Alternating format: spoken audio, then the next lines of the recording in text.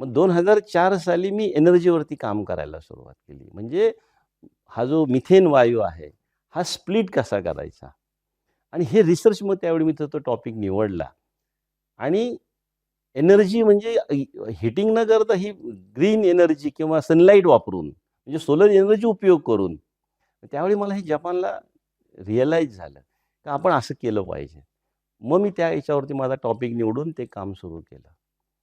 माझ्या रिसर्चमध्ये अजून एक मला आवडलेली सगळ्यात गोष्ट म्हणजे जी आपल्याकडं आजही नाही आहे, ती म्हणजे प्रत्येक 15 दिवसांनी तिथं जे रिसर्च चालतं विद्यापीठाचं, आपल्याकडं थोडासा कन्सेप्ट बाकी अजून सोसायटीला माहिती नाही आहे का विद्यापीठं ही रिसर्च करतात. आपल्या सोसायटीला इथपर्यंतच माहिती आहे का आपली विद्यापीठं ही फक्त डिग्री आणि टी-सी किंवा याच्या रिलेटेडच आहेत.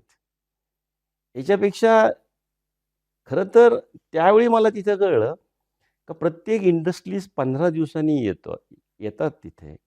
त्या प्राध्यापकाशी डिस्कस करतात. प्रॉब्लेम्स काय आहेत? मग ते सोसायटीचे प्रॉब्लेम्स वॉटरचे असतील, एन्व्हायर्नमेंटमध्ये असतील किंवा एखादा प्रॉडक्ट बनवायचा असेल आणि ते छोटे-छोटे प्रॉब्लेम त्याच्यावर डिस्कस करतात.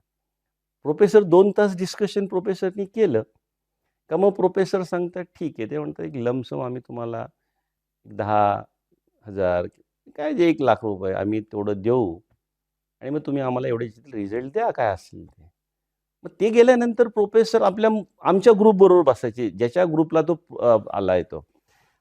आणि गमतीची गोष्ट म्हणजे आम्ही सगळे विद्यार्थी मग प्रोफेसर सांगायचे, "हे असं-असं करायचे." कॉन्फिडेन्शियल त्यामध्ये राहायची. मग आम्ही त्याच्यावरती सुरू करायचं. आणि तिथला विद्यार्थ्याला रिसर्च असा आहे, काय लागेल ते पटपट मिळतं. फक्त चिठ्ठी लिहून ठेवायची. मला उद्या हे केमिकल लागणार आहे. तिथं असं बोर्ड असतात, त्याला चिटकवून ठेवायची. दुसऱ्या दिवशी का 2 दिवसांनी ते केमिकल तुमच्या टेबलावरती येणार. असं रिसर्च फास्ट त्यामुळे होतं. मग कंपनीचे प्रॉडक्ट मिळतात आणि जे काही रिसर्च आपण तिथे करतो, हे नवीन नाविन्यपूर्ण रिसर्च, जे सोसायटीला उपयोगी होणारं रिसर्च त्या